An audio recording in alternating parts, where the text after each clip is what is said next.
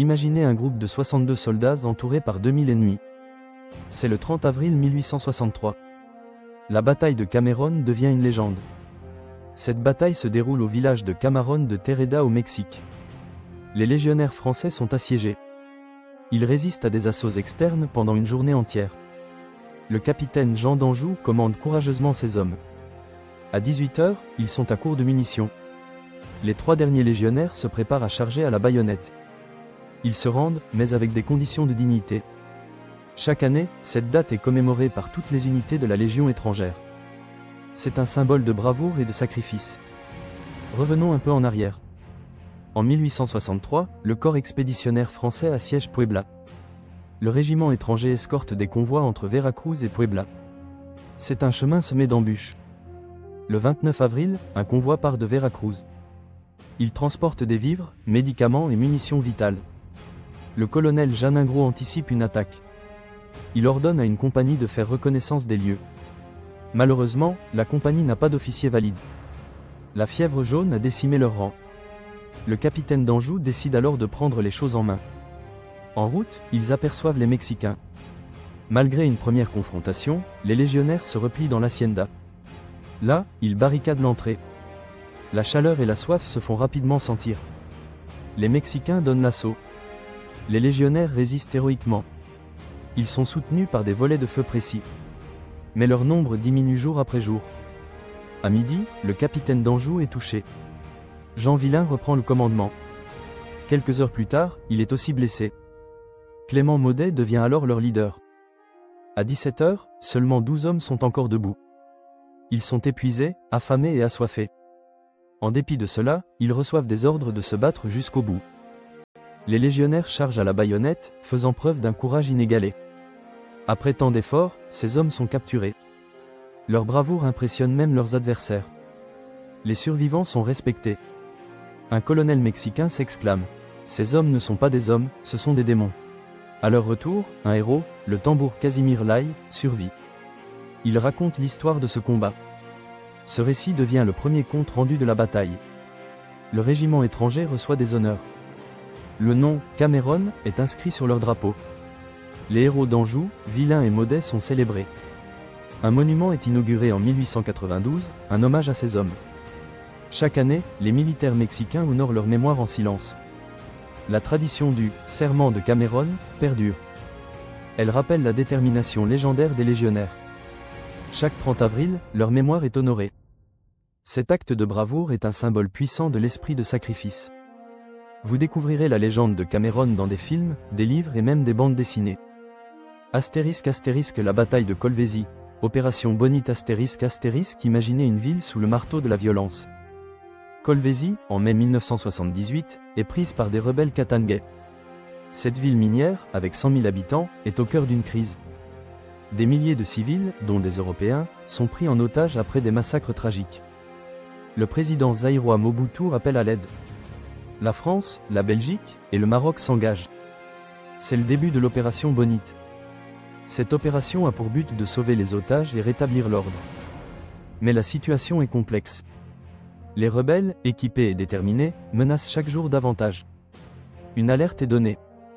Le 2e régiment étranger de parachutistes, sous le commandement du colonel Hérulin, est activé. Leurs missions sont précises, mais les défis sont colossaux. Les préparatifs avancent sous tension. Les parachutistes français, rejoints par des troupes belges, prennent leur envol vers Kinshasa. Le trajet est semé d'embûches. Les communications sont surveillées, mais le secret de l'opération est crucial. Le 19 mai, le rideau se lève. 405 parachutistes français atterrissent près de Colvézi. Les déflagrations éclatent. Les combats commencent immédiatement. Les rebelles sont repoussés. Le contrôle de la ville se concrétise par un engagement rapide. La rébellion se voit affaiblie par l'organisation des forces. En quelques heures, plusieurs otages européens sont libérés. Le 20 mai, une seconde vague de 250 parachutistes français fête l'aube. Ils atterrissent derrière les lignes ennemies. Chaque mouvement est calculé. Les restaurations de l'ordre avancent. Les Belges débarquent aussi avec une force d'assaut de 600 hommes. Ils unissent leurs efforts avec les Français pour offrir une meilleure sécurité aux civils. Les combats continuent, mais la coordination est clé. En 2 jours, les forces menées par le 2e REP prennent le contrôle de Kolwezi. La libération de 2800 ressortissants européens est un succès remarquable. Toutefois, le succès a un coût. Les pertes humaines se chiffrent. 700 civils africains et 170 Européens perdent la vie dans ce conflit. D'un autre côté, l'opération implique un engagement militaire significatif de la part des intervenants. On note aussi des allégations d'exaction. Avant la fin du mois, 3 de ces armées regroupées continuent de stabiliser la région. Les opérations de soutien alimentent les camps de réfugiés. L'effort humanitaire s'étend au-delà des simples sauvetages de civils. Dans le cadre de cette bataille, les complexes enjeux politiques sont visibles. Les relations entre la France et la Belgique, historiquement chargées, se teintent de rivalité. Les enjeux géopolitiques en Afrique centrale jouent un rôle central dans l'action militaire. Dans les semaines qui suivent, la région de Shaba devient stabilisée. Malgré les défis que déclenche cette intervention, de nouvelles alliances internationales se forment. Cette opération est considérée comme un moment déterminant dans l'histoire franco-belge en Afrique. Elle invite à réflexion sur le rôle des puissances occidentales face aux crises africaines. La bataille de Kolwezi, par sa complexité, éclaire les implications de l'intervention militaire et humanitaire. Aujourd'hui, la mémoire de Kolwezi se perpétue. Elle règne sur les récits de bravoure et de défis. Mais elle nous rappelle aussi la fragilité de la paix dans les zones de conflit. Que retenir de cette opération ? La bataille de Dien Bien Phu, un tournant décisif de la guerre d'Indochine. La bataille de Dien Bien Phu, qui s'est tenue entre le 13 mars et le 7 mai 1954, marque un tournant décisif dans la guerre d'Indochine. Un affrontement majeur oppose les troupes françaises au Viet Minh, dirigées par le général Giap. Cette bataille a non seulement entraîné la chute de la ville, mais aussi accéléré les négociations pour la paix à Genève. Les Français, sous le commandement du colonel de Castries, pensaient avoir le dessus avec leur camp retranché. Mais la stratégie du Viet Minh, inspirée par le soutien logistique massif de la Chine, allait changer la dynamique. Le terrain, en forme de cuvette, a avantagé les forces vietnamiennes, rendant leur attaque d'artillerie dévastatrice. Le corps expéditionnaire français affronte des défis logistiques. Malgré des tentatives initiales de renforcer leur position, les assauts soviétiques qui commencent le 13 mars 1954, avec précision et force, révèlent rapidement la vulnérabilité des défenses françaises. Leurs fortifications, insuffisamment bétonnées, ne résistent pas aux bombardements intenses. Les techniques françaises, inspirées des Shindy, visaient à établir une enclave en territoire ennemi, mais elles échouent face à une puissance de feu supérieure. Les forces vietnamiennes, utilisant une artillerie cachée dans la jungle, infligent des pertes sérieuses aux défenseurs.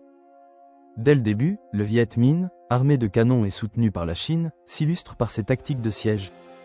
Leur approche, qui privilégie l'usage de tranchées et de la puissance d'artillerie, permet de serrer les rangs autour du camp français. Le 1er mai, après des semaines de bombardements et d'engagement au sol, le Viet Minh engage l'assaut final. La résistance des Français s'effondre, surtout lorsque le dernier point d'appui, Elianin, tombe dans la nuit du 1er au 2 mai.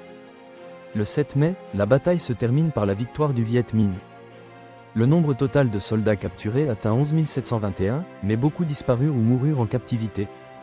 Cette défaite affaiblit non seulement la position française en Indochine mais impacte aussi la politique en France, entraînant une chute du gouvernement. Ce conflit fait écho aux luttes pour l'indépendance coloniale, illustrant comment le rapport de force se déplacera dans le cadre de la guerre froide. La guerre d'Indochine prend ainsi une nouvelle tournure, conduisant à la séparation du Vietnam en 2 étapes. Pour aller plus loin, abonnez-vous pour des vidéos éducatives sur l'histoire des conflits mondiaux.